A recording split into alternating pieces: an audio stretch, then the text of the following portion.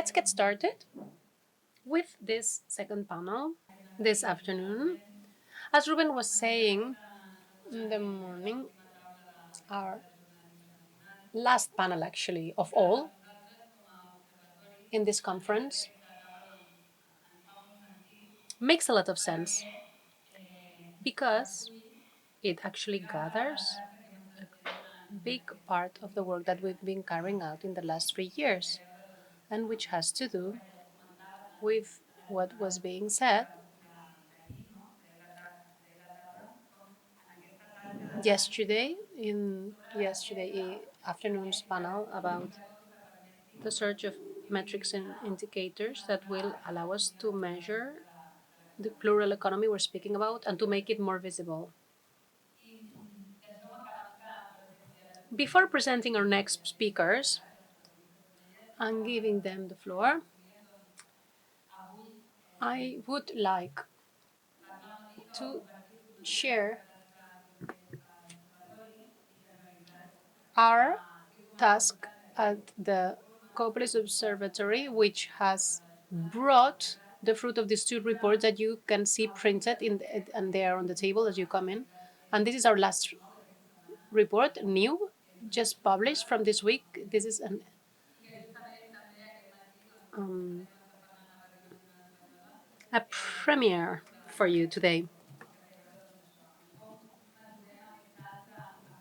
and which has to do with how to measure this other economy, which is hidden under other measures such as GDP.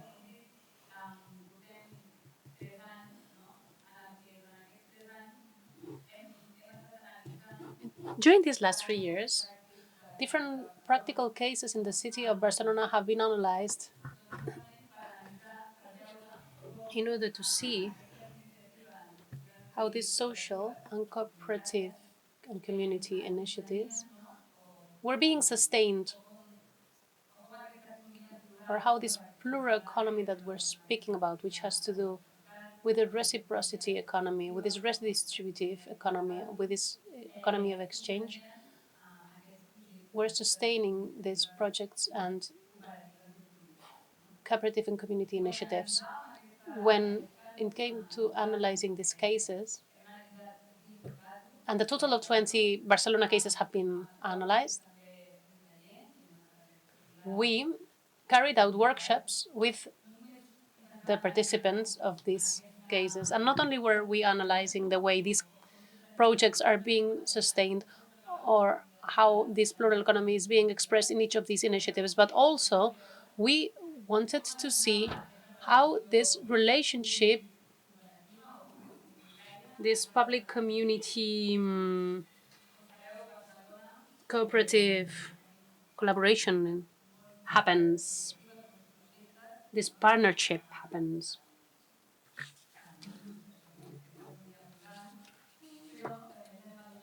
There are a lot of plural economy projects, but these public community cooperative partnerships are expressed in different ways in each of the projects. This is also something that we've seen. And this is also due to one thing, which is one of our conclusions in this report, and which is that actually public community cooperative partnerships are an exception in the norm.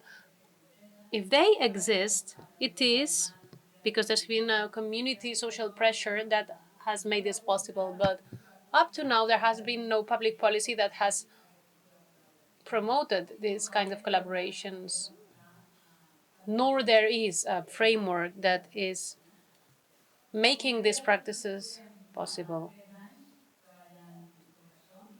We've been working on this for the last 3 years. I would like to share the three conclusions that were drawn from the analysis of these 20 cases in Barcelona to share them with you because they were setting up an agenda of priorities regarding where should our next works be headed in order for this plural economic practices or collaborations and partnerships go, or how they should be expressed. There is a need to build our own narrative that will allow us to identify ourselves and to collectively assess our own actions and to be better positioned. And this was the framework that Mauro was telling us about yesterday. Maybe the best word we have for this is not public community cooperative partnerships. Maybe we need a better word for this, but we do need a common definition that will allow us to explain what we are and what we are characterized by. On the other side, we will be speaking about metrics and self-diagnose, something that needs to be developed our own diagnose and to define metrics that might identify the shared challenges so that they will make what we do more visible. And last, the third challenge has to do with governments and regulations. Roles, clear roles must be established between three parts: community, cooperativism, and communities, so that metrics will be established in order to transform these relationships that we have with the administrations. Therefore, after this work is established, after bearing in mind these conclusions, we wanted to keep on conducting research on public policies, public investment, or metrics on plural economy in order to keep on taking steps forward. And this is where this second report is appearing. A first approach to measure plural economy. This is what we wanted to do and what we wanted to express in these conferences, to find other international reference points which have carried out public policies or metrics that have as a goal to measure this well being culture. So, finding indicators to measure it. And just to go over a few of the things in the report,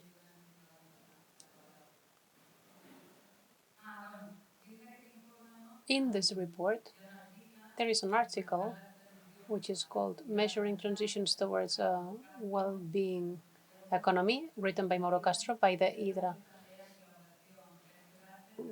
writer to get in collaboration with Bertie Russell, moderator of their former panel, researcher at EGICOP in the Autonomous University, and Sara González as well. He was a researcher of the University of Geography and History in the Leeds University. And they are speaking about public policies which are aiming and not only measuring plural economy, but also they have a horizon of promoting broader transformations of the current socioeconomic system. So they have a broader vision of the social economy and they want to improve economic democracy. These two public policy frameworks, which are new proposals, and we heard the Quebec example. Quebec has been working for a long time, but they were also mentioning the social economy project, which you are aware of. It is important when it comes to establishing a framework on promoting forms of economic structures beyond profit. And the deployment of this law can help us in this normative framework, regulatory framework. And there is also the Scotland case with the law of the construction of community wealth.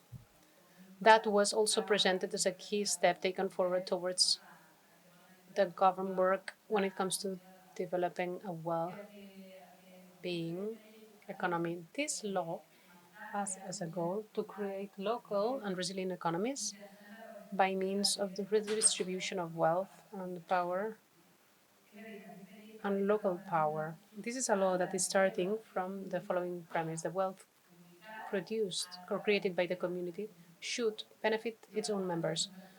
Therefore, the creation of local infrastructures must be created as well as quality occupations, and socially responsible enterprises or companies. We are in contact with Scotland because we're very interested in what's happening there. And I think it also matches a lot of the things that we're doing here. These two laws are important, as I said, because they are aiming at deep change in the economic democracy, but they also have two lacks or two shortcomings. How to measure the impact of these transformative policies and how to come up with indicators and metrics that will allow us to put other economies into value. Economies that have nothing to do with GDP or that don't have much to do with GDP. So, the last thing I'd like to say is that there have been attempts to measure this other economy. Our research is establishing a distinction between two types of proposals, or at least approaches, in terms of innovating proposals. It speaks about economicists or transformative approaches. The difference between them is that economicist approaches are focused on assessing the social return on expense or cost, and transformative, whereas transformative economists have a focus on controlling wealth, broadening the economic democracy, and rethinking ownership, which is something that has also come up in the other panels. When it comes to economicist approaches, only calculating the return versus costs, we have the main example of the United Kingdom, which was due to the 2012 social value law being passed in the context of austerity at the time, where different proposals came out in terms of trying to measure economy beyond GDP. TOMS would be one of the best known ones. Team results and metrics. It has more than 40 metrics divided into 5 different fields, and it's got all these different Altres exemples que potser measuring all the different outcomes. Even though economicists' measures are being assessed by calculating the social return of cooperative projects or community projects, despite their having this economicist approach and using the market tools, what they are trying to do is to put value in the social return that community and social projects are bringing, and which often do not fall in the commercial economy. So, in this sense,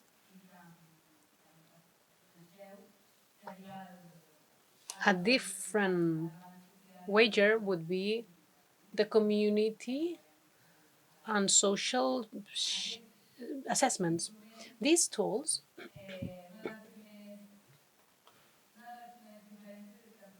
are tools that were created by the protagonists themselves.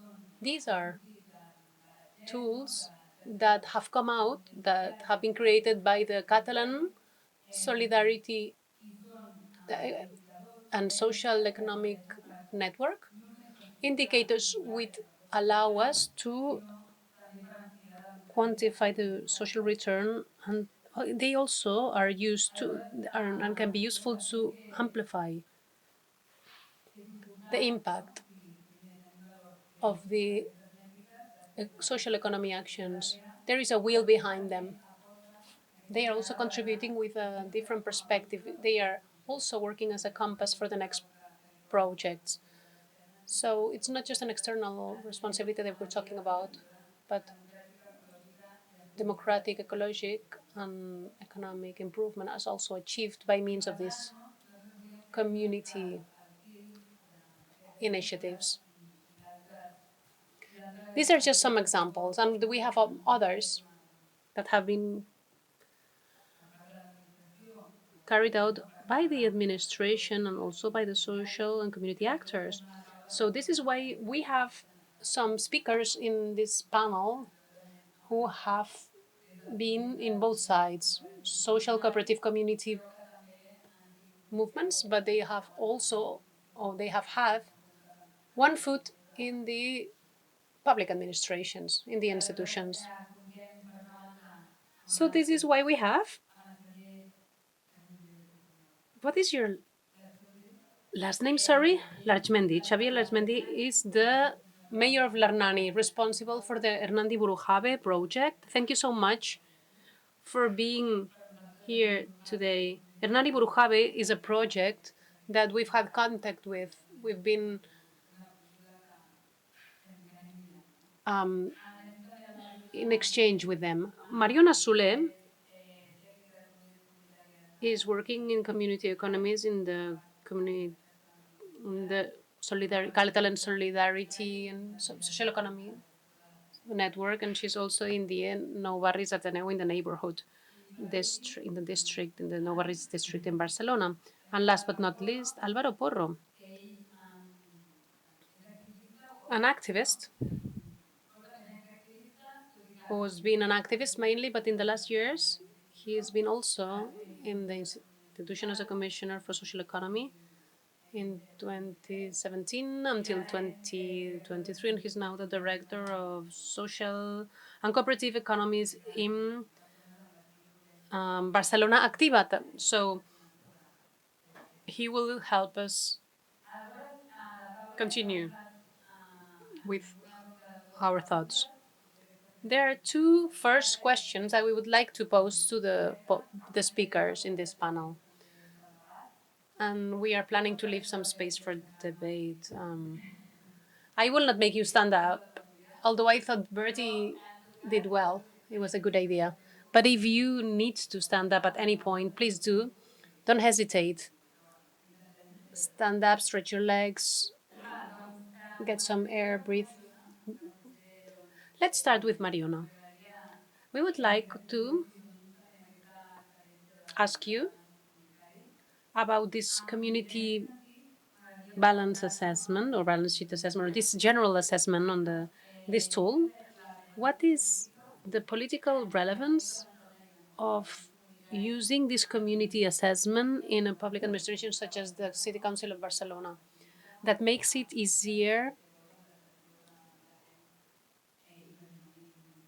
to have a broader information about heritage, social heritage, and goods? Thank you so much for being here and for giving me the chance of explaining the community assessment tool. It's a small tool. We haven't expanded it much and it's not very used, but we think it's very powerful. To come up with a community assessment, let me share the process we followed. The network of community spaces, which is made up by community spaces, they could be municipal facilities that are managed in a communal way, or other spaces that were in rental premises, others were in occupied, squatted spaces. What they shared in common was that the project was managed communally.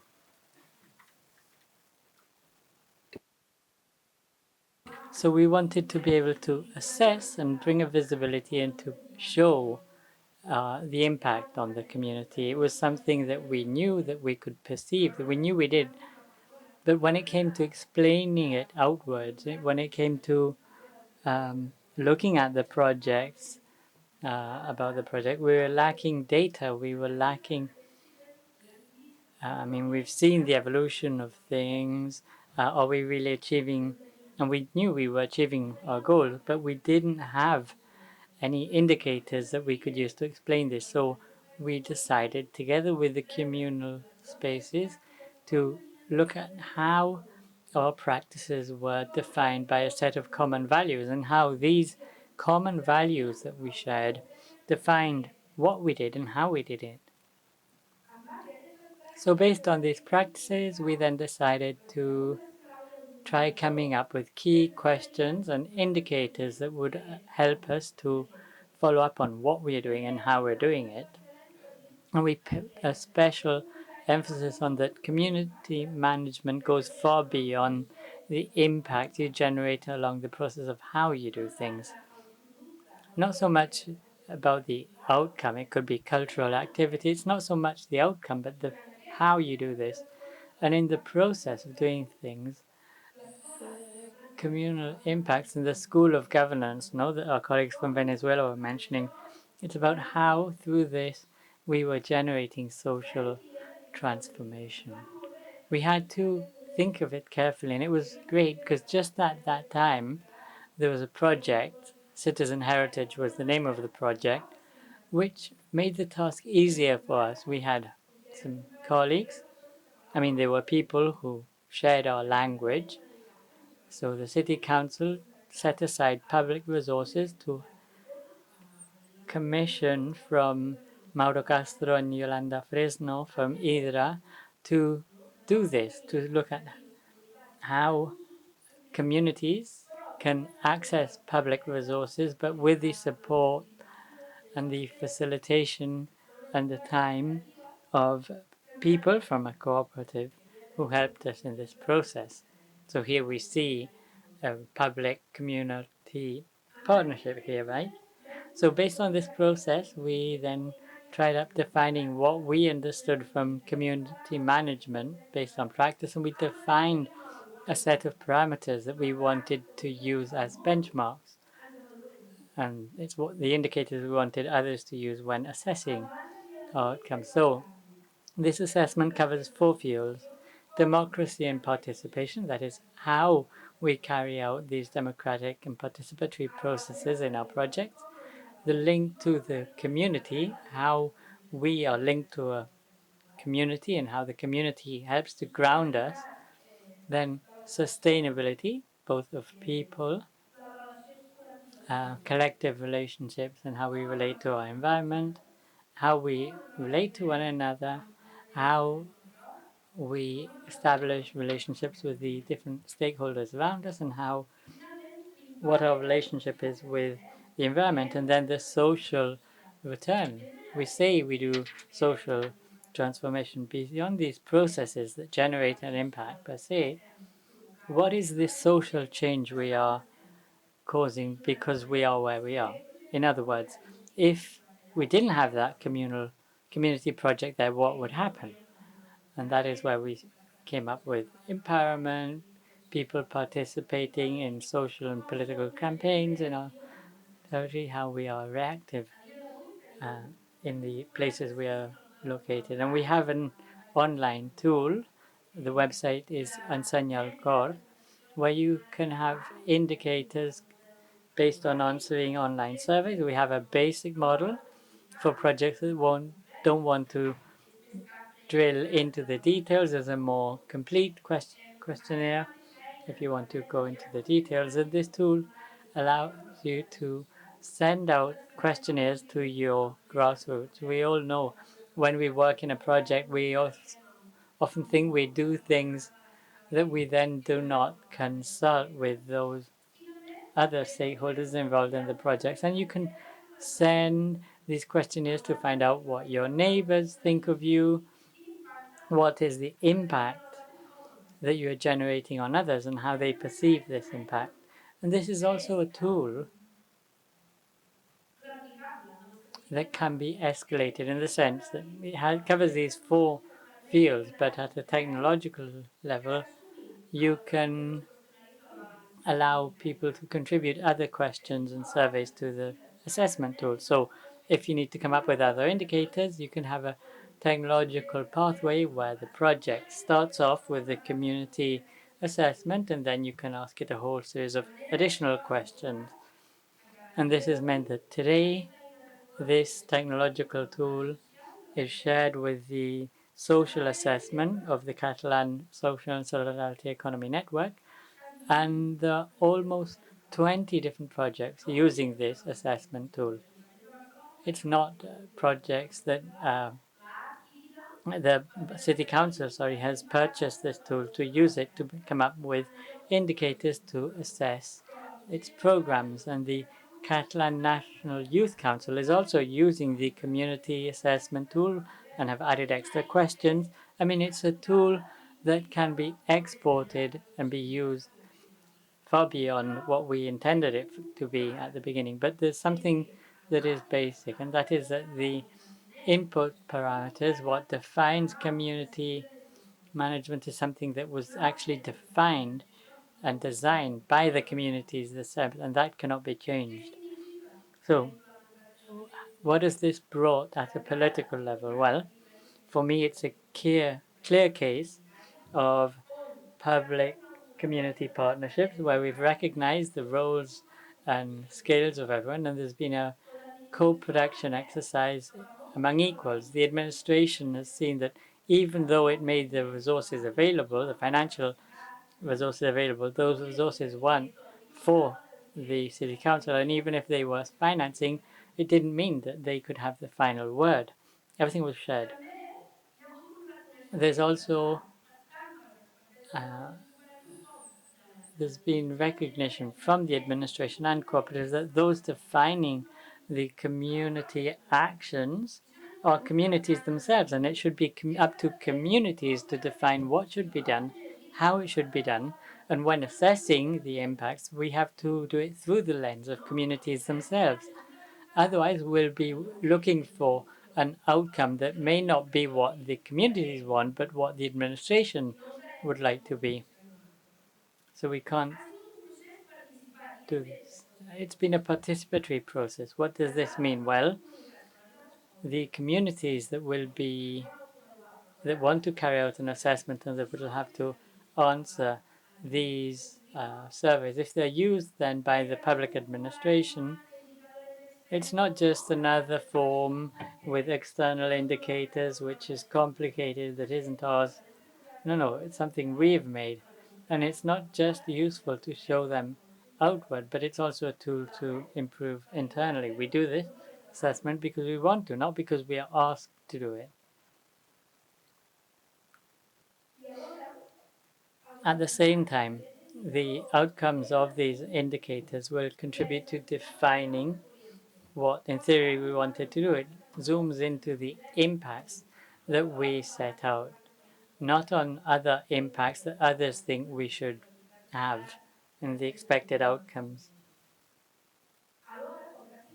Also, as it's been a participatory tool, the XEC and the community spaces have had an active task of sharing and implementing the assessment tool to get the ball rolling for this tool, which otherwise would have just been put on a shelf.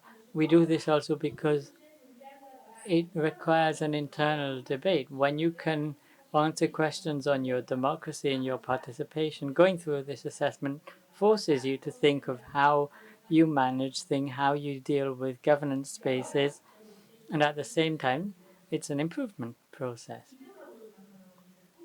And when you start answering the questions in the assessment tool, it prompts you with best practices and suggestions. And every year, if we see that someone's prompted a new question or a new saver, we include it to improve the tool. Last but not least, this assessment tool has qualitative indicators, many qualitative data, which the people in the administration don't like because it can't be aggregated. But they are extremely useful for our projects because if we are referring to how we do things, of our way of doing, they will be defined by the context we're in, the place we're in, and you can only explain this in a qualitative way. The reproduction of social and community fabric isn't quantifiable, it's qualifiable, and we need to be able to define them based on the quality of our practices. And I'll leave it at that for the time being.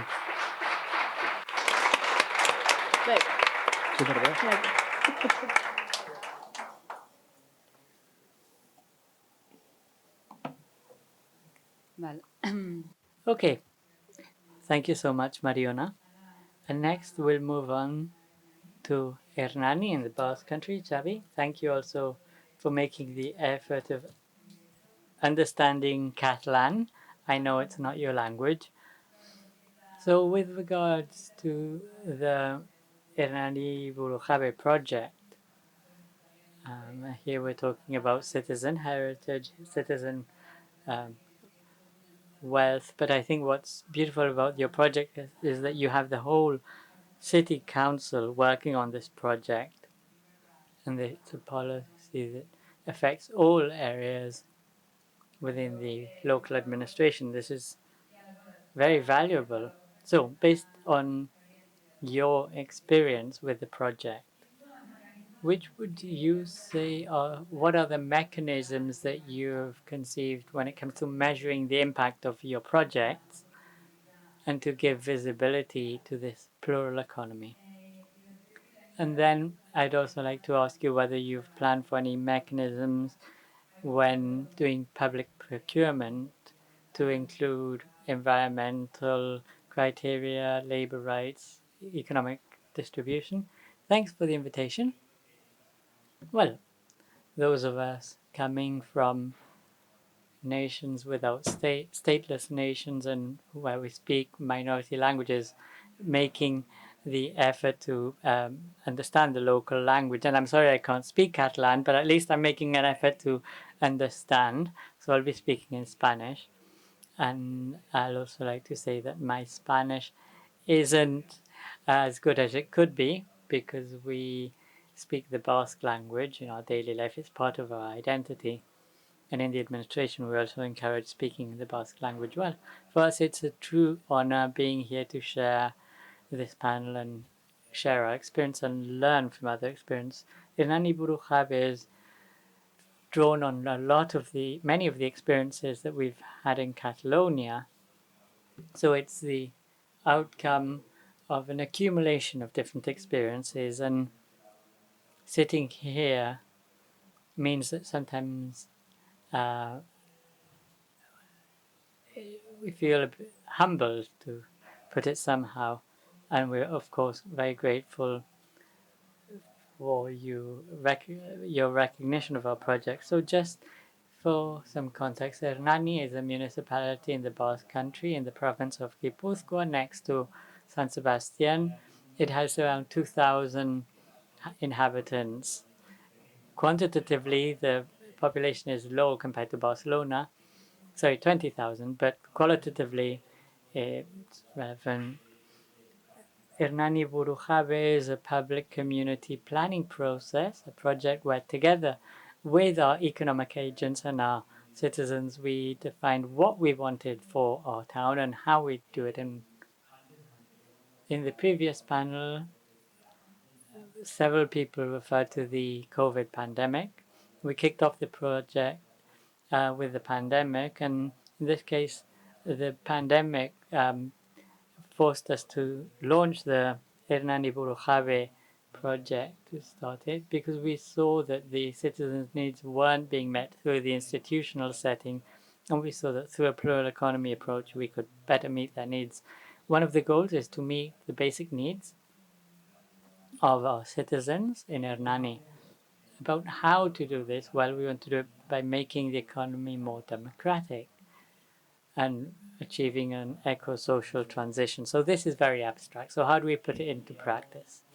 Well, we started designing the project 4 years ago. We've been implementing it for 3 years. And as was said before, with Hernani Burujabe, it's a trial and error. We learn from the errors and we continue creating. We're testing things out and we're taking it to a theoretical level. We do have a community assessment, or we try measuring indicators that go beyond quantitative or monetary indicators.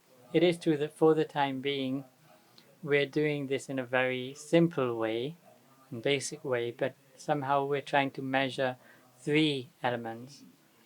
First, whether whether there's a democratic planning process in the projects we set up. That is, whether all the cooperative and community areas that are shared between the city council, the citizens, and the economic agents, whether they're working.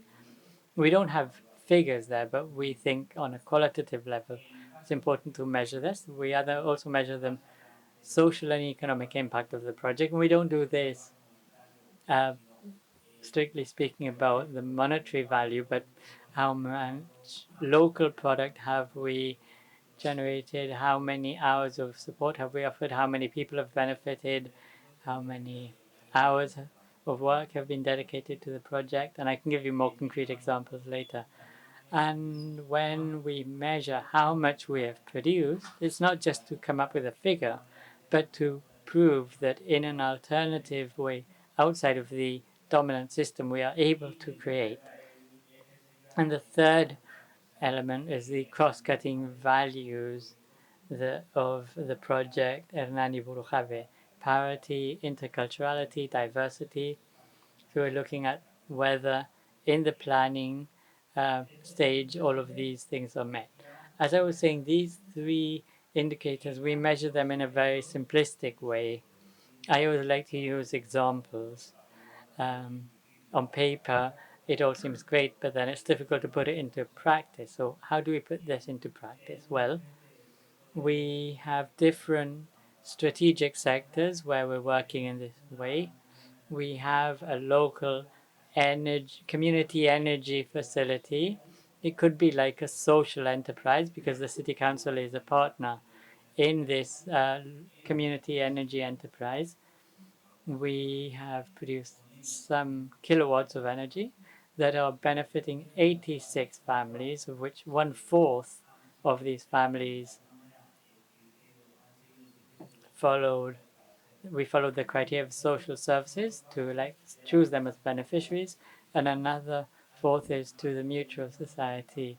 So we can see the social impact more beyond the figures and how we think this project is, well, besides creating clean energy, what are the repercussions on society to make our society fairer?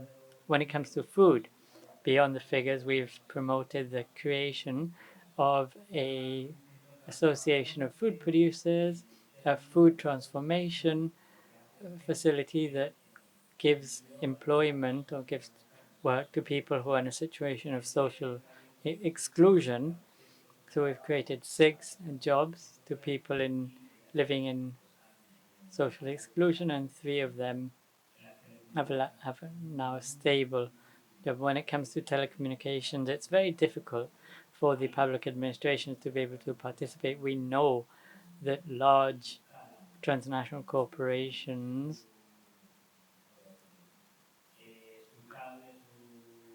want, whenever there's a profit for the TNCs to make, they insist on installing their own cables. So we had more isolated rural areas where people had no internet connectivity. Also in the city center, because they were older buildings, so we couldn't put optic fiber lines on the facade. So until recently, thanks to a collaboration with social enterprise, we were able to get optic fiber to these remote areas. So we saw the market wasn't meeting a basic need, and from the plural economy, we were able to solve this connectivity need.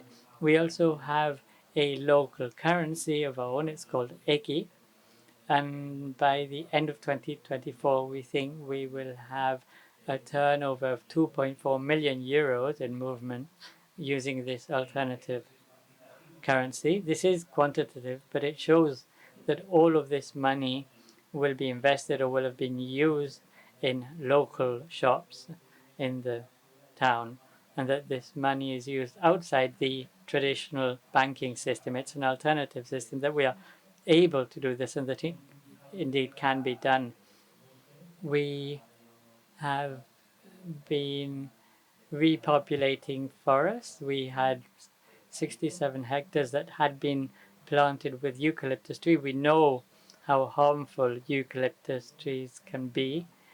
So we've recovered this land, and the project is to recover native plant species. And we have another project that we created in Hernani to deal with people, elderly people, who feel lonely. We are catering to 237 people. The goal was double. It was to bring dignity into the working conditions of carers. In this case, many of them are migrant women who already had set up a cooperative, so the city council signed a collaboration agreement. So 273 elderly people who are receiving support from our program. We have 4 carers who have dignified working conditions, and 2 of them have been able to get a legal residence permit in Spain, which they didn't have before. So these are just some of the examples of the indicators you mentioned. We could talk in quantitative terms, but we are focusing more on the qualitative aspects of projects. In the administration, it's very complicated to get the public administration to understand that qualitative indicators must also be considered because they're also valuable. And to give you more data when it comes to the beneficiaries of this project, let me give you one example. Referring back to the care and support service for people who are feeling lonely, elderly people, we signed an agreement with the Public University of the Basque Country, with the faculties of medicine and nursing, to assess the impact it could mean for the beneficiaries to participate in that program and the health benefits. So the hypothesis was that it would have a positive impact on their health, and indeed that was the case. I mean, those participating in the program have a positive impact on their psychological health, but also on their physical health. And this is an indicator. We could imagine the psychological impact, but we hadn't foreseen that it could have a positive outcome in their physical health. So the impact is greater than expected. And researchers then said, well, I mean, beyond all of this, our hypothesis is that this program is somehow having a positive impact on the whole neighborhood, not just on the beneficiaries, on the people participating on the project. It's having a benefit on the neighborhood. So we said, okay, let's try quantifying this. So we signed a new agreement with the university to try and measure. It is important to be able to measure the impact. I mean, I thought it had a positive impact on the neighborhood life, but we wanted to measure this and prove this. Okay, so we used this concrete example, which was detected by chance, and our initial hypothesis was, okay, so if this concrete project has an indirect positive impact on the neighborhood, and I mean, the town has 20,000 inhabitants, the neighborhoods are quite small.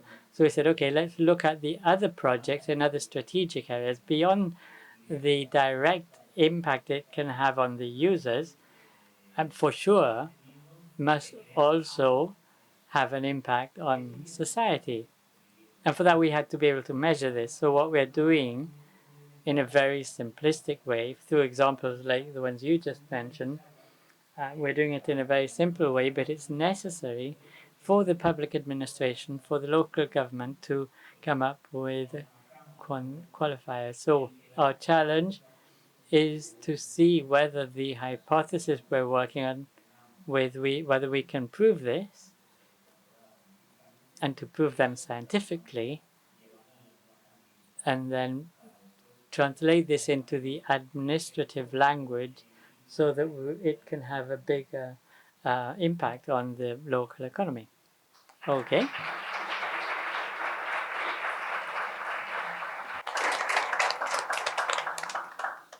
Pues muy interesante. That was really interesting. Okay, let's keep on sharing your advances in the next times. It is a very necessary challenge, as you were pointing out. Our next question is for you, Alvaro. We wanted to ask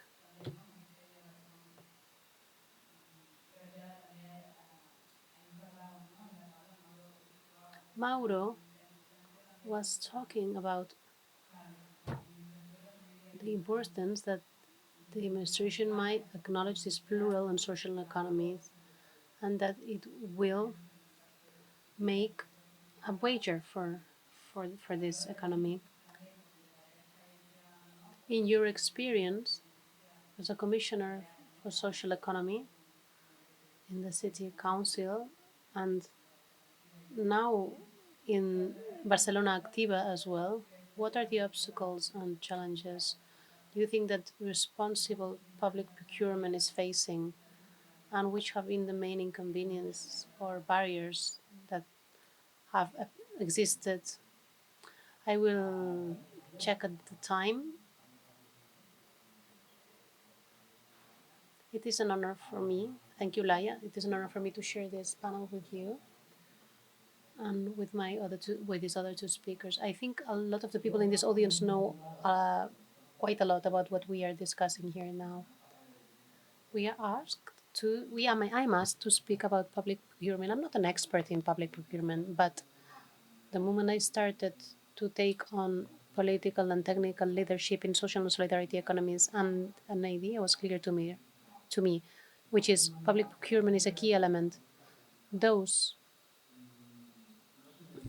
of us who know that public policies are not the only element, but a necessary element for formal social transformation, want to look at the keys of politics in this perspective. But there are hardware elements which are also very important. Let's so to call them hardware elements. They are not very sexy. You will not find assemblies discussing these elements very often. But in the end, they will condition, if not determine, the real impact of public policies. The first thing we'd like to do is to celebrate that there are more and more social transformation actions that are touching the actual hardware. We can do a lot of advocacy. If we don't touch the hardware, we will never transform the real thing. The hardware issues, in English, I think they say the devil is in the details. Technicalities which are not very sexy politically. It will not be very attractive in terms of votes or meetings. But these details will allow you to have the tools necessary. Public procurement, for me, is one of these elements. Public procurement is basically about metrics. Public procurement is basically metrics, measuring in order to later differentiate who will take those public resources to do that public product or to carry out that service. It is a giant role. Public procurement sometimes represents 17% of the budget, tens of thousands of contracts. If all of it can be redirected to plural and social economy, you can imagine what the impact of this would be. These are the advantages. My conclusion before I get on to the barriers. We have made good progress compared to 10 years ago. It is very different now. In terms of public procurement, responsible public procurement with tools, raising awareness, creating debate, practices, tools. But a little has been transformed. Progress has been made, but what has actually been transformed? Is this me? Ah, it's my earring. Do I go on? Do I continue?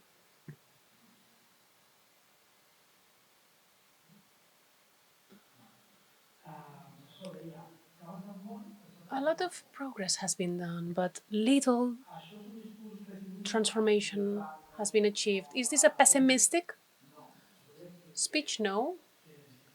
I think a lot of steps needed to be taken. The steps that have been taken in order to put things on the table at a technical and a political level in the administration, so that this has achieved a certain degree of representation. But in terms of transformation, there is no impact measure. There's no measurement of the impact. And you might agree with me when I say not a lot has been transformed. I mean, some things have been changed, some things are being done different, some actors are accessing decision making in public procurement, people who didn't before.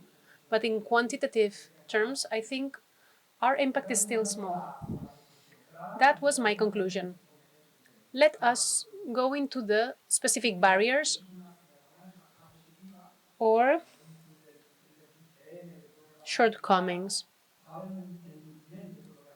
After the 15M, with the waves of corruption, and there's a new wave now, but we politically were part of this process. And processes which had to do with public procurement were started. Public procurement became hardened in order to make it more difficult for arbitrary or corruption practices to happen. But this also makes public procurement processes more complicated. And the hardware problem becomes compatible with this innovation. Mariona or Xavi were saying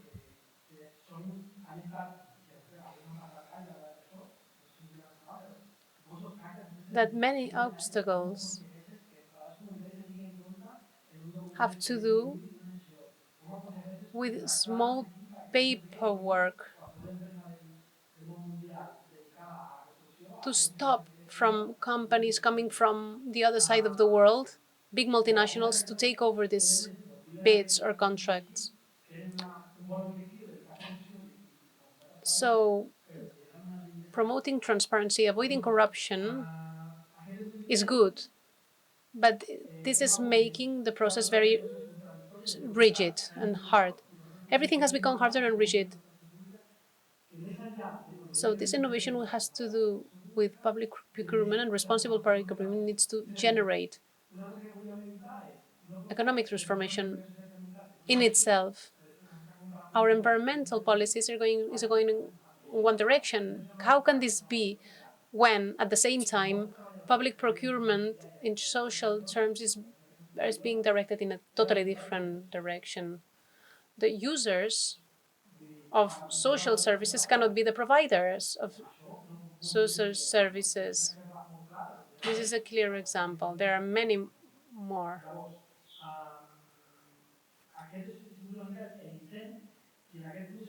This was an attempt. In this process, there have been a lot of clauses in the articles, social and environmental clauses added in articles, acts, laws, social clause, environmental clauses, gender, multicultural clauses. This, of course, has been a great advance thanks to Laia and other people who are here today. But this use of clauses has a real limitation in terms of impact later. And at the same time, there's a lot to be done still. So there's a double message here. The use of clauses is limited, but there's still a lot to be done. Impact is generated not just by clauses and articles or laws, but by implementation. We have the legal corpus, we have the regulation, the regulatory corpus, we have the instructions, we have the body of laws, but a lot of them are not really applied. Some of them are just clauses that are included and they are automatically just implemented without them really adding any real value. So we need to see and assess and distinguish which are the clauses that are really bringing some added value.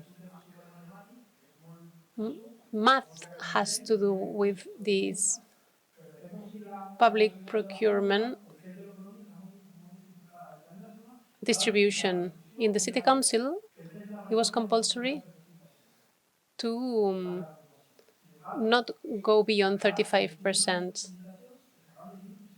of public, no more than 35% of the criteria for public procurement should be economic or financial, but this is not really how it's done. There are other issues, limitations that the public officers have, how they need to be imaginative and creative in order to come up with criteria. The law establishes that 50% of the criteria should be automatic, 30% will be automatic financial criteria, the other 15% should be automatic. What does automatic mean? It's yes, no, or a number that you reach. There is no subjectivity there. So public officers often don't know what criteria they need to apply. And then again, it's money that will end up deciding. The timelines, the deadlines of payments, what are the deadlines? This will determine whether there are bigger entities that have a bigger financial capacity.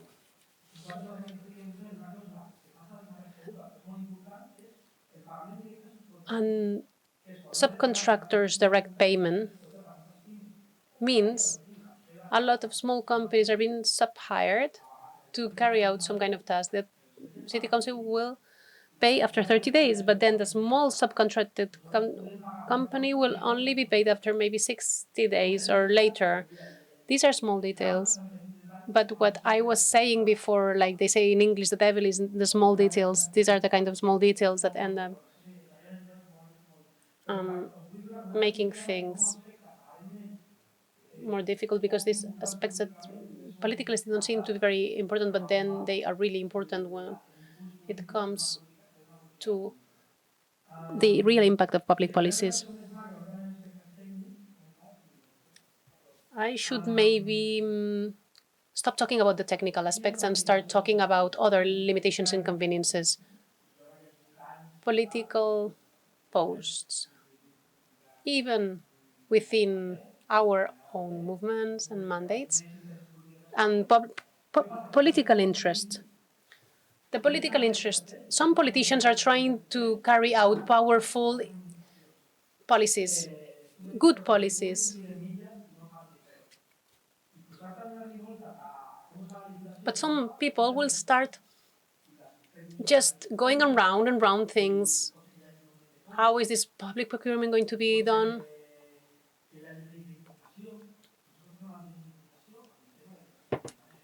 There was a problem with electric provision, with electric. There was a challenge. We had an impugnation, a challenge with our electric.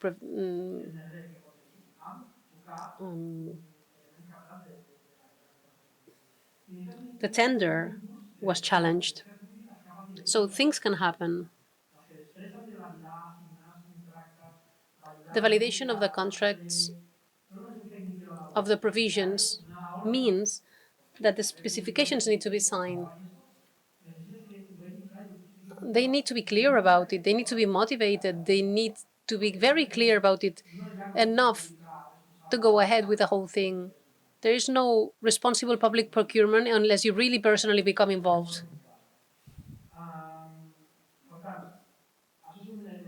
So this is a central element. There's also an element of technical capacitation. We need professionals who will know what the true, real public procurement possibilities. Some people just start asking, can this be done? And then the lawyers say, no, they can't be done. But then if you ask again and again, and you ask different experts in city councils, yes, there was a possibility, there was a different option, but then you really need personal involvement in these cases, just really trying to find another way. Also, the legal framework should be flexible enough for things to be changed. But if I am really honest, with our current legal framework, there's so much to be done. Within the legal framework that we already have, there's so much that we can do, so much more than what we're doing. If we want to go beyond in the midterm, Of course, we need to also modify the legal framework. Have you heard of the social reserve? You can bid to go to public bidding for social reinsertion projects. The law allows um, these public bids of around 11 million euros to be done in caveats. And plural economy should be more closely linked to public community cooperative corporations, but it's not the case. There are cases that some people here know, the Aragonese family, etc. There are some elements that can be used, but our dream has always been to have a stamp measuring the social environmental impacts of the of, of, of a project, the impacts of a project. And I was meeting with a London and a Dubai representatives. They have a stamp in Dubai that can only be presented for public biddings if they have this stamp.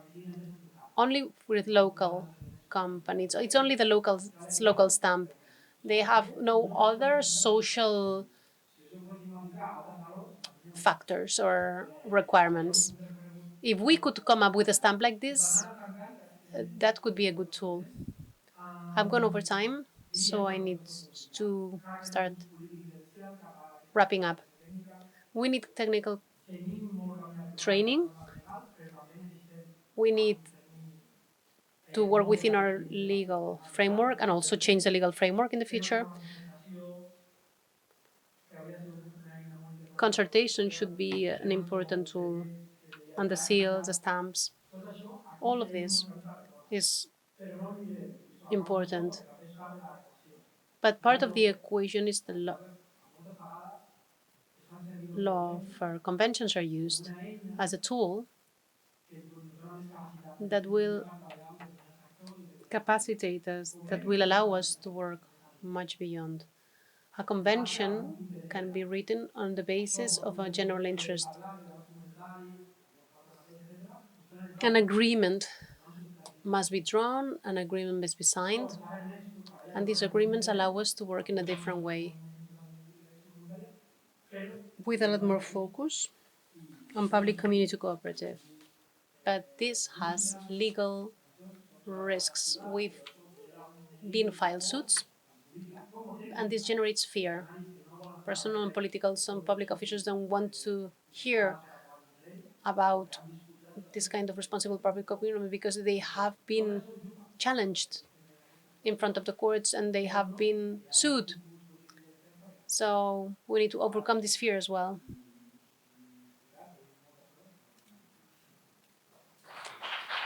And that's pretty much what I wanted to say.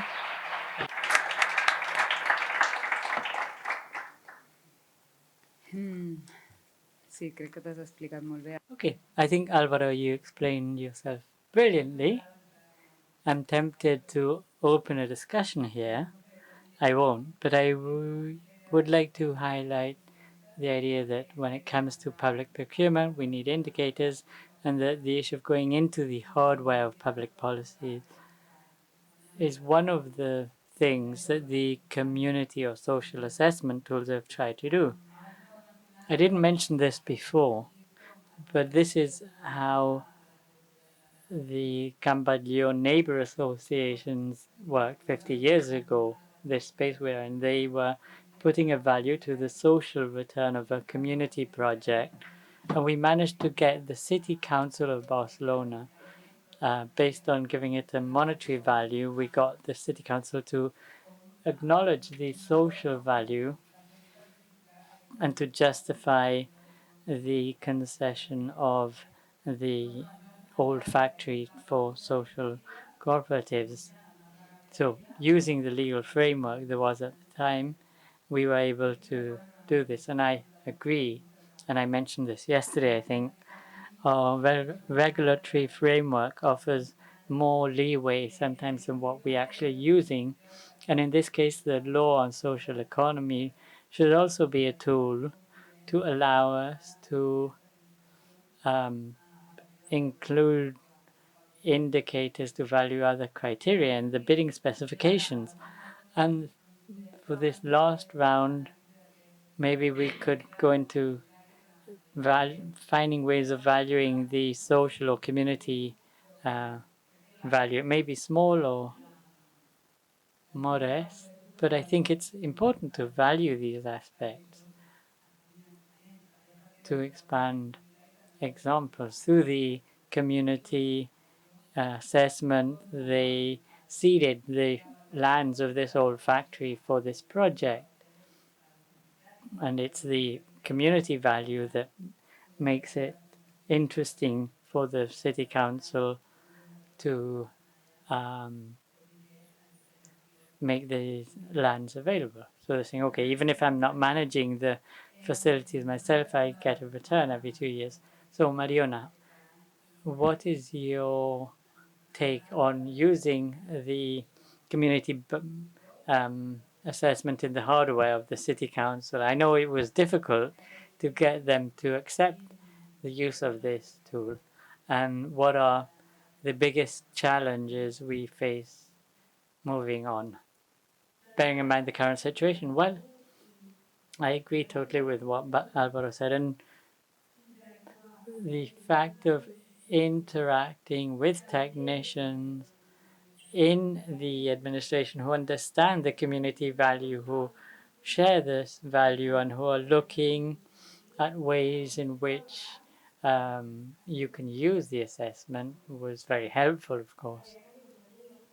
I mean, they're almost colleagues and friends of us from the Technical Office for Citizen Heritage. They made a huge effort to try and overturn all of this legal insecurity and this bureaucracy.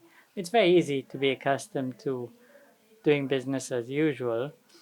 Because of this, precisely, the community assessment has been done by cooperatives and associations, and it was very difficult to get the local administrations to even start considering these tools. They're saying, well, I don't know what this is, it's not offering me legal certainty.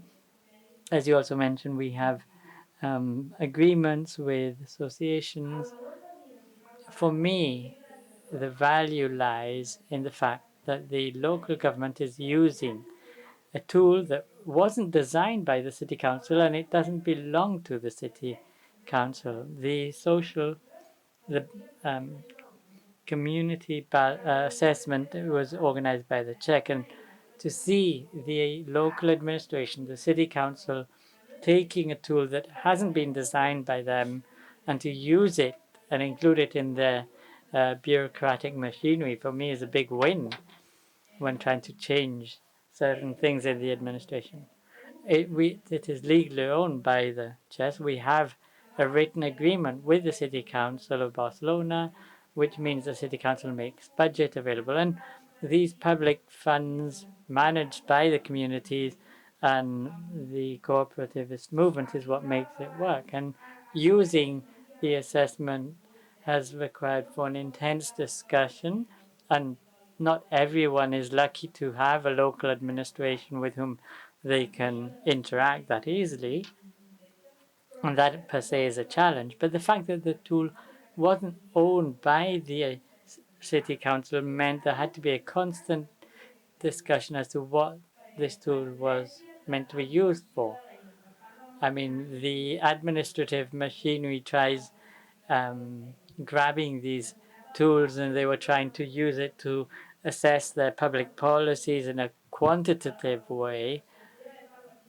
I mean, they could have easily taken this tool and perverted it, but the needs in the community is, okay, I want to learn more while I do the assessment. They are trained, they hear best practices. It's also a tool to do a self-assessment and for this to make sense. So I think it should be kept as it is. I mean, it's a constant collaboration between the local administrations. Without this ongoing work, it would have been very easy for this tool to have been changed over the past 4 or 5 years. Whenever someone new comes into the city council, they would have been tempted to change it to meet their interests. And maybe 10 years from now, the assessment tool would be nothing like what we created it for.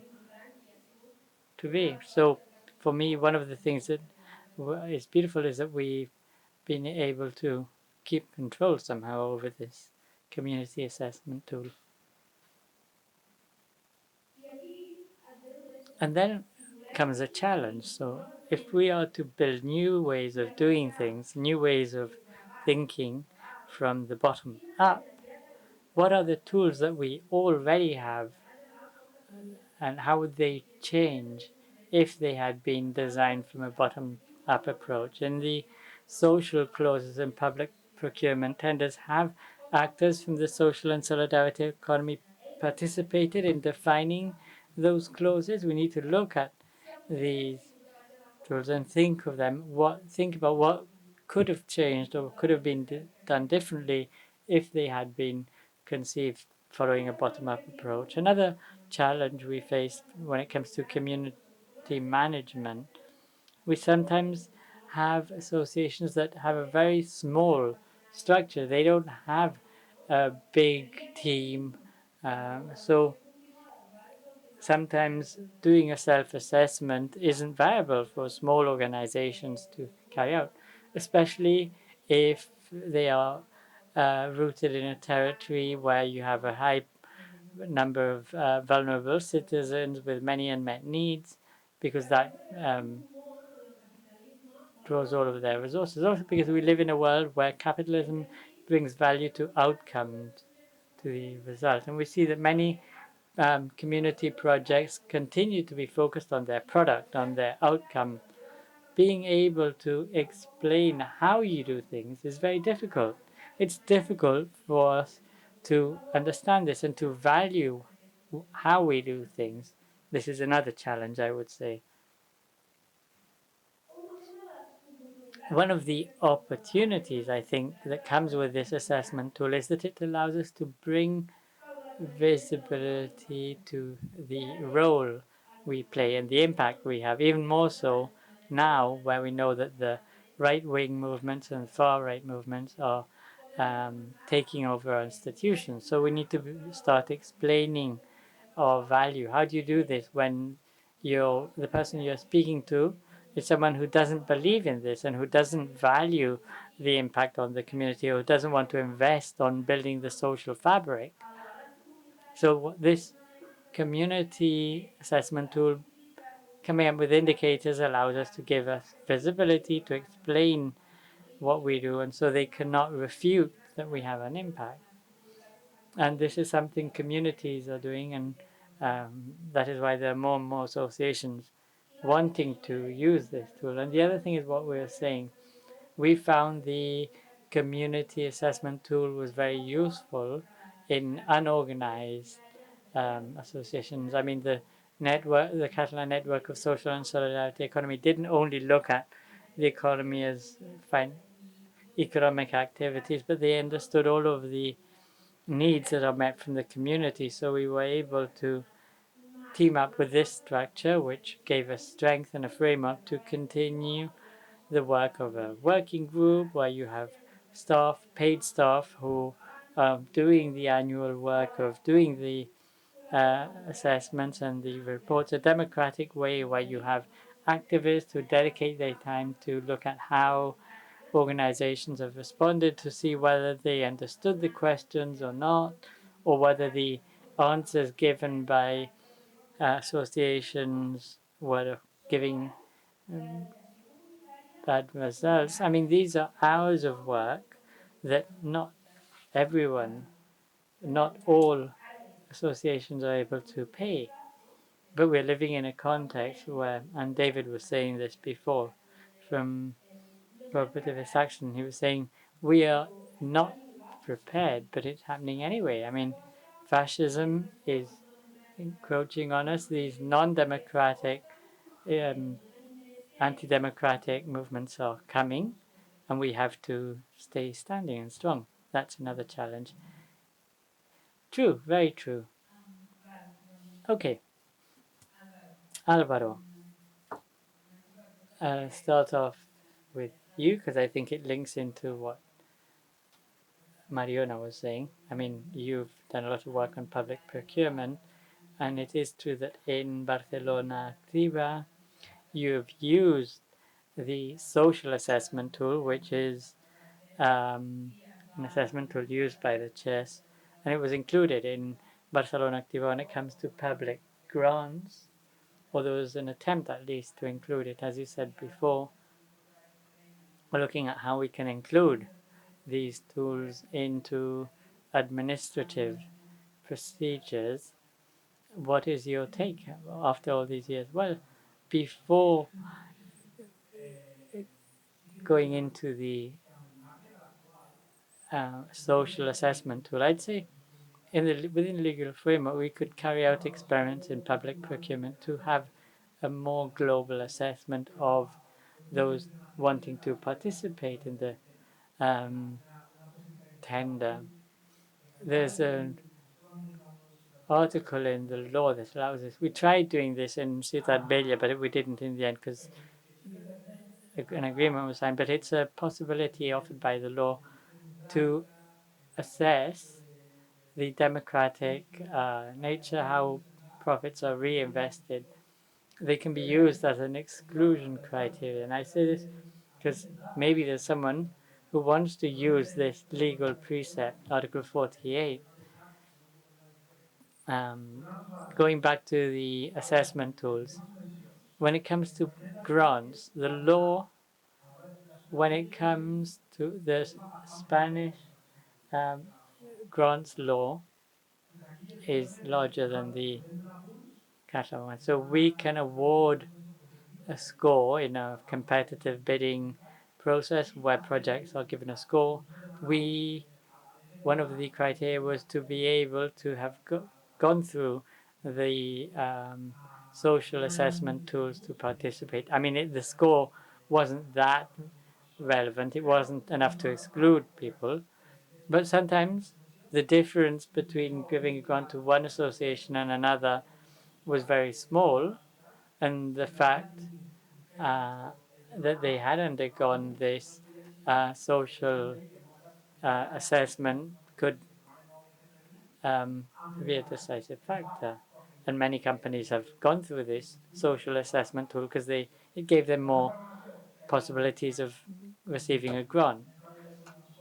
I mean, looking at the impact, it hasn't changed the world, of course, but I think that if this practice was expanded and you'd have more and more associations undergoing the social assessment as a tool for self-diagnosis, and maybe the associations would gain better knowledge and insight into the value of social and solidarity economy practices. And as for the community assessment tool that Mariona has brilliantly explained, I think we are still at a very initial stage, and it makes it difficult to assess the impact it may have. Here we need to look at the quantitative and qualitative data. And one question in terms of public policies, we should wait and see whether in 5, 6, 7 years from now, the beneficiaries of those associations that are granted public facilities, how does that change? I understand the community balance should play two roles.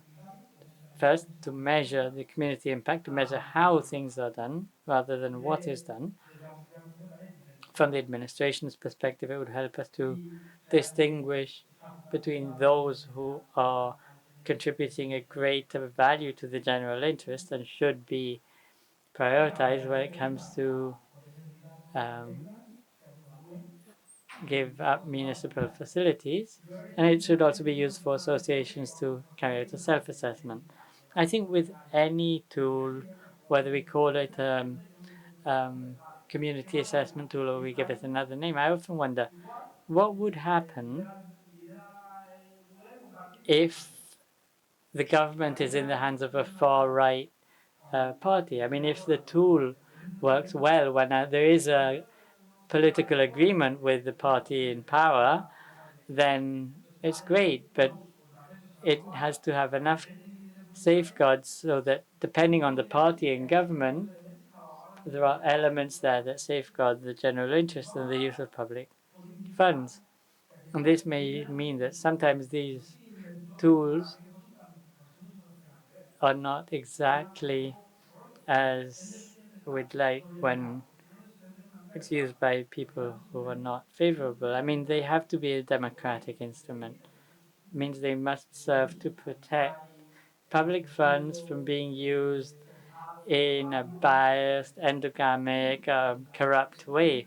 And when it comes to community projects, this also happens, and we have to come up with tools to detect misuse. I mean, I'm sure we've seen neighbor association where there's a person who's been around for many years and who won't give up, and it happens in the private companies too. I mean, we cannot think we are always neutral. I think the community assessment should be used in all of these senses, and as Mariona said, it's quite an innovative tool created externally from the administration, but is used by administration, and we'll have to see what happens some years from now. I mean, the administration is using this tool when it comes to granting the use of municipal facilities, and with Block Quatra, the town hall granted the use of this space to communal associations a year ago. And from, I think back then, the communal assessment tool wasn't a requirement, but it will be from now on, I think. So I think this tool offers a huge potential, and we're having to study it and adapt it. And I only wish it would be expanded to more areas. Yes, in this regard, we are at a turning point. Now is when, from the administration, it will start being used, and we'll have to look at the data, of course, to see what happens from now on. I was thinking about the Dubai clause that you mentioned, that stamp. Yes, to prioritize local companies. I mean, this is one of the things that community projects are calling for. But of course, community projects aren't so much interested on the actors to be local, but rather to assess the community impact they have. If you only look at the whether or not it's local and you don't look at the impact it has on the community, then it may have none. Okay, so to conclude, I mean, when it comes to with the food industry, sometimes you look at the carbon footstep. So you, in the nurseries of Barcelona, when it comes to restaurants, you can say that the carbon footprint linked, look at the carbon footprint linked to the food, but there's no legal certainty. They can challenge this court. But I think the city council, when putting out to tender the catering services in school um, cafeterias, I think they do look at the carbon footprint. Okay, so to start wrapping up, Xavier, I would maybe ask you to do some speculation here, but after listening to our panelists, and I'm sure by now you see the pros and cons in these tools like the social or community assessment. Do you think in a project like Hernani Borujabe it would make sense to use such a tool? Yes, totally. I think it's necessary not just in Hernani Borujabe but in all of the activities of the city council. Alvaro was saying that we've taken steps forward, but it hasn't been transformative, and I agree. We've included social clauses. We've tried coming up with lists of social clauses, and the usual companies that participate in tenders have adapted to those. We think in terms of equality, the environment, collective bargaining, but we hasn't been transformative because we still see the same companies participating. As to um, keeping some contracts for specific groups, like people who find it difficult to find a job. that's great, but let's look at who's giving um, jobs to these people. Maybe a big transnational company that just opens up a branch for to help those excluded. I mean, in the case of the city of Hernani, our average budget is 45 million euros, depending on the year. If we were able to spend all of this in a transformative way, how many grants would we stop having to give out? What would be the social impact of this? In this case, Hernani Borojave means that from we started until 2024, we have planned 3.4 million euros in a participatory way. It's a small part of the budget, and collaboration agreements are a tool. I'm speaking off the top of my head now, but I don't think there are any contracts, or maybe a few collaboration agreements. But the law says the public administration is governed by the law on public procurement, which instead of giving priority to what is public, it gives priority to market driven aspects. So it says everything that you can put out to tender to the market, you should do. Okay, so how do we justify that I can't find this out in the market? We have to come up with indicators to measure the social impact, and that is why these assessment tools are necessary. If we are able to translate the social value into the institutional indicators and language, which is challenging, it may open some doors. It is true that there is a strong political will from the governing party in Hernani, but there's also technical and legal advisors in our city council, and they're always saying, be careful, let's experiment with smaller contracts, but maybe beyond a certain amount of money, you could face legal challenges. This morning, I think someone was saying that the public administration is a tool, and those of us who believe that the public administration should be there to ensure social justice, well, then let's use this tool to guarantee social justice so that all this communal movement that is out there to be able to make the most of it. Yes. And Danny, you can clap if you wish. You have your fans up here on the front row. Okay, so now we would like to open the floor to take questions, suggestions, and comments. We come from many different places, so if you'd like to contribute, I see two people with their hands up. Three. Okay, Ruben. Okay, thank you for the fourth presentation, including Leia. That was very, very interesting. Uh, you have talked about the public procurement, and I was thinking maybe we need to uh, take a step forward in local social procurement, public procurement, and my example is about waste management. In fact, I haven't mentioned it during my presentation, but we have worked on public procurement a lot during last years in Quebec, and more or less, we know how to convince the state and local government to buy what they already buy at social economy enterprise, and we are doing so. But I think we need to go a step forward. In fact, in waste management, we don't have just to manage waste. We have to reduce waste. In fact, we have to encourage social economy enterprise who are working on the reuse, the rebuild, the repair of the things before recycling and before managing the ultimate waste. So the question is how local government and the state could contract with social economy enterprise who are reducing waste. So I think it would be more transformative than just, okay, you have to manage your waste, do it with social economy enterprise. That's a step. That's good. But how can we have a vision and be more transformative? So I would like to have your comments about that.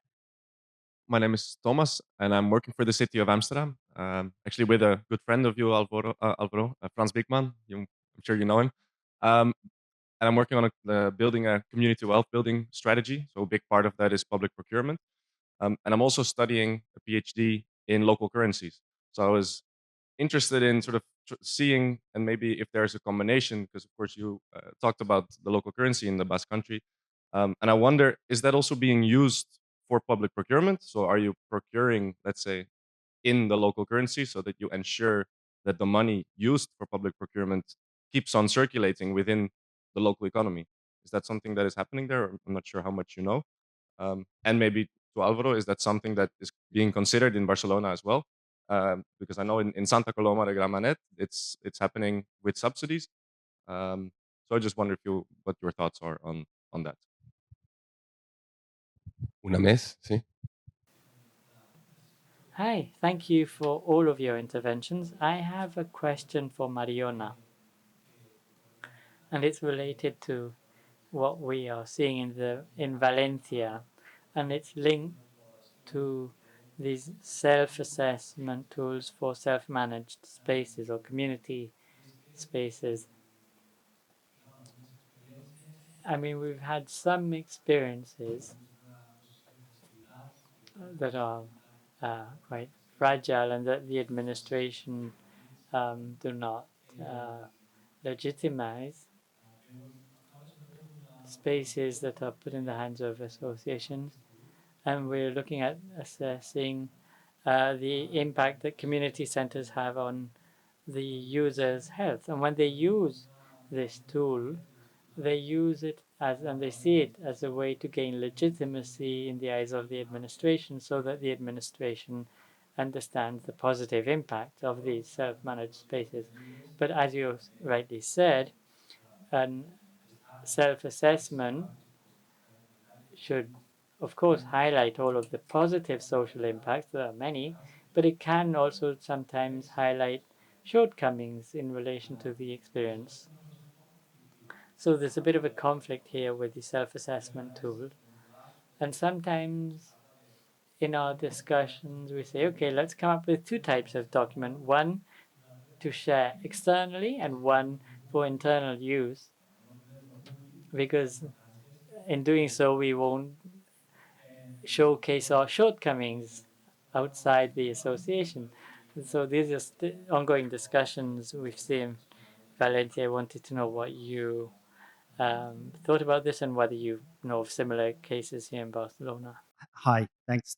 I was doing my yeah. Thank you for all of that. It was really interesting to hear the perspective on uh, sort of public procurement in Catalonia and the connection with the social and solidarity economy.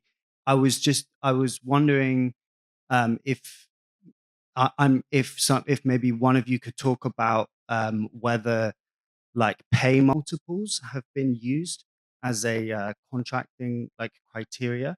So what I mean is like the ratio between the lowest and the highest paid employee.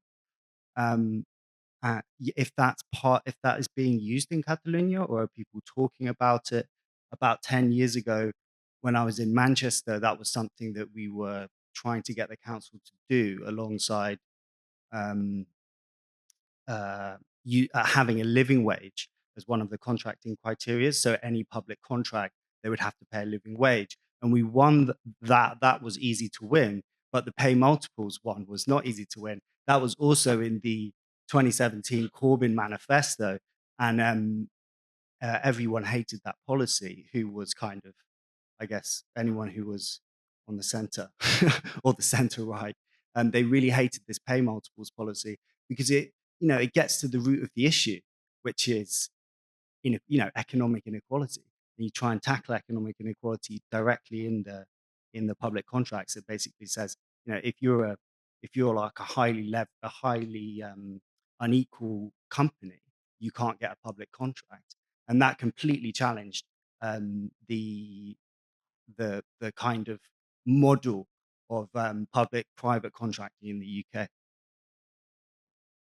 Okay, so who would like to answer some or any of these questions? Anyone you'd like to respond to? Should I go first? I'd like to answer one question which was specifically addressed to me.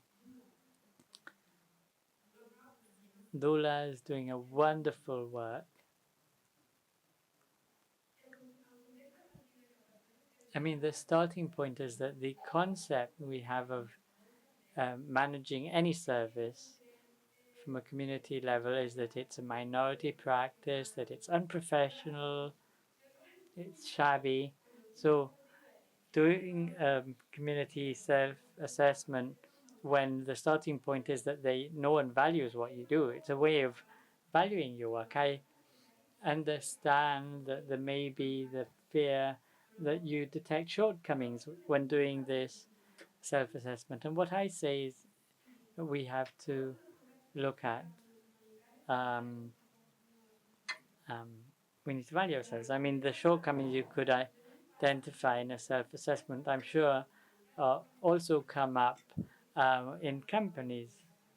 Enrique is Casalanda, he's a colleague from XEC, and this civil management or communal management of a public facility, there's an agreement with the City Council of Barcelona, and Gestió Cívica asked us for information that they would never ask from a private company. We undergo audits, they look at every detail, and they don't do the same with private companies. So, one thing, don't fear or don't try hiding your shortcomings, because by detecting them and sharing them, it means you're showing that you want to deal with them, and you also have legitimacy because as a neighborhood, you can create a link with the community, you can create social cohesion, a sense of belonging, and no company, no private company will be able to do this. And this all adds on to the public service. No one else can do this. The public service, the social services will give you an appointment, a day, and there will be an hour every 3 months. Who will support you in your day to day to manage cases of family violence? Well, there are urban communities that are coming up with mechanisms designed by the community. And society needs this public community complementarity of that's what brings us legitimacy, and that is where we must stand and say, okay, we're not perfect. No, of course we're not. We have a lot to learn. Give us resources so we can improve, and in doing so we'll learn a lot quicker. But the impact we have, no private company can have. Is that clear enough to you? Yes? O sea, yo em poses en esa situació, no? O sea, que... But it is a predicament. I do thank Mariona's efforts, but there are sometimes delicate situations where there are delicate means. It depends on your public sphere. What I would add to what Mariona said, and I agree fully with what Mariona said, is I want to think there's a part of wish and a part of analysis. I'd like to think that when the law needs to do a self assessment, and when it comes to shortcomings, and negative things, it will believe it more. It becomes more believable. A self-assessment becomes more believable when it has shortcomings and negative things, because sometimes assessments are not credible. If everything looks very bright and sunny, then it doesn't seem credible. You've done it yourself. You are acknowledging your own shortcomings and what is something to be improved in yourself. So I think this makes your self-assessment more credible. Would you like to go on, Alvaro? Should I answer in English? There's no need. They have interpretation.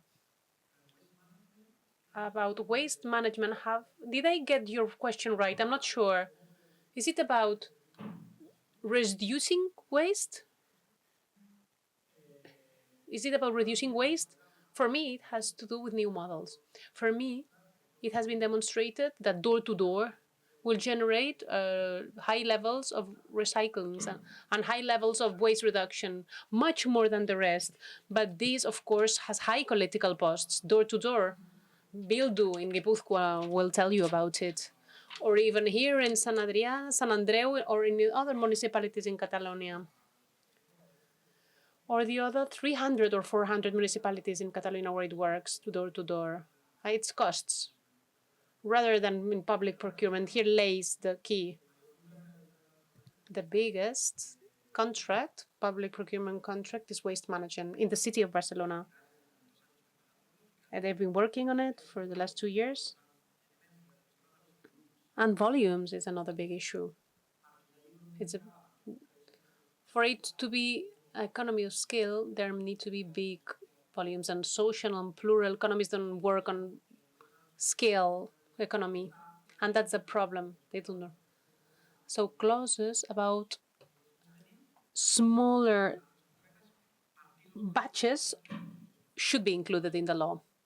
Having batches so that different companies can access this public procurement, so that this bidding will be distributed into these batches.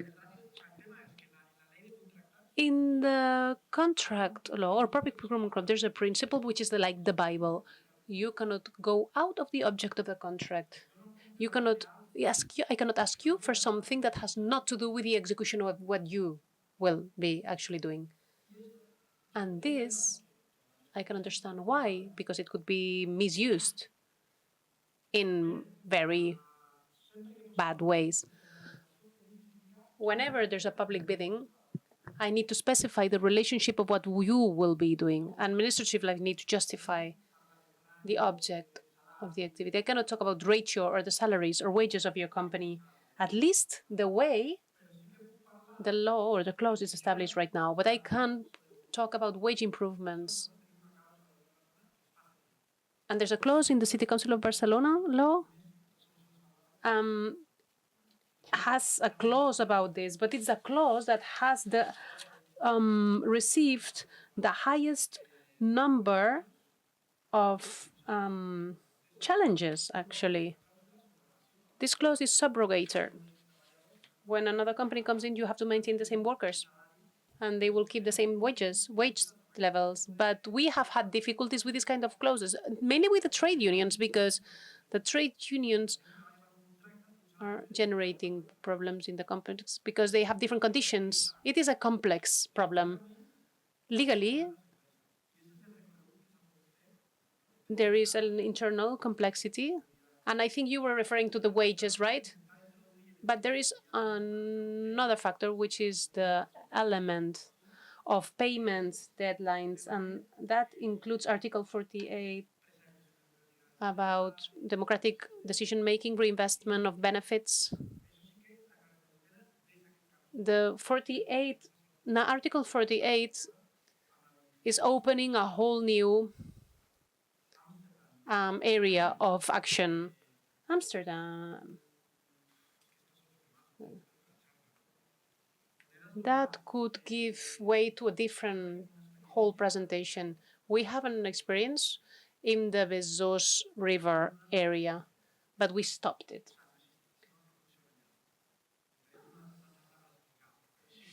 That would need a different presentation. It was a difficult decision where I think in any public policies, we need to make the effort of leaving the body of public policies aside and what we need to do.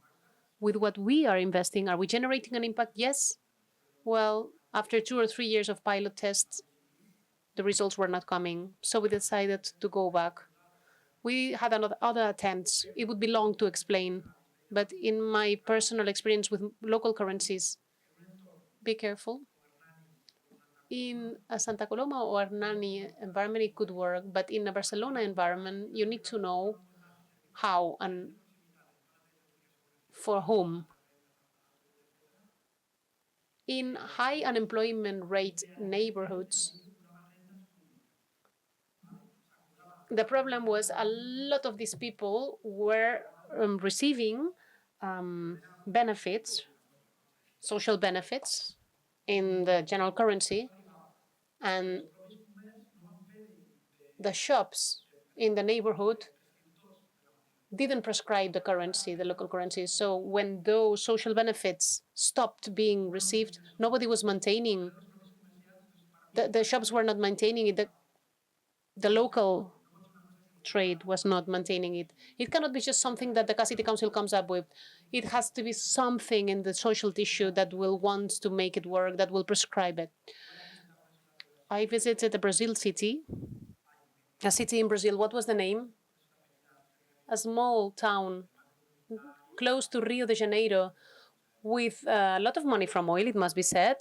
But the public policies worked really well there with the local currency. It was used in all the shops, in all the town. It was paid even for salaries, public salaries, for public wages were paid in that currency. But I've never seen anything like this here. That would be a different issue or a different presentation altogether. And for us, the local currency, the problem is from what we write on a paper to what we practice in reality, there is a big leap. What we have learned in our local example is that it must be the shopkeepers and themselves, the shops, that must be the results of that, so that more transactions will be created. It must be a material benefit that can be observable by the trade, the local trade, by the shopkeepers in the neighborhood. Otherwise, it will be very difficult to evaluate. It is a complicated system. Our challenge for the next year is the city council itself will start operating with that currency. We are trying hard. Will it be by social subsidies? Yes, subsidies or taxes or voluntary taxes. The workers were saying that a part of their wages could be dedicated to that, but these are just projects for now. We are working on that. In terms of public procurement, I just wanted to add one thing. We cannot say to the companies or the conditions that will be established on the staff. But in our case, we carried out the work with home service, where a clause established the collective contents of Gipuzkoa had to be respected compared to other territories. The Gipuzkoa conditions are better. So if conditions are better locally, they should be respected, or they can be established to be respected. And in the case of the home assistance agreement, we worked with a trade union and we asked them to negotiate with a company. The city council wants to put money in so that your working conditions will improve. So what we did was, we legally couldn't do it directly with the workers, but we did mediate with a company, between the company and the workers.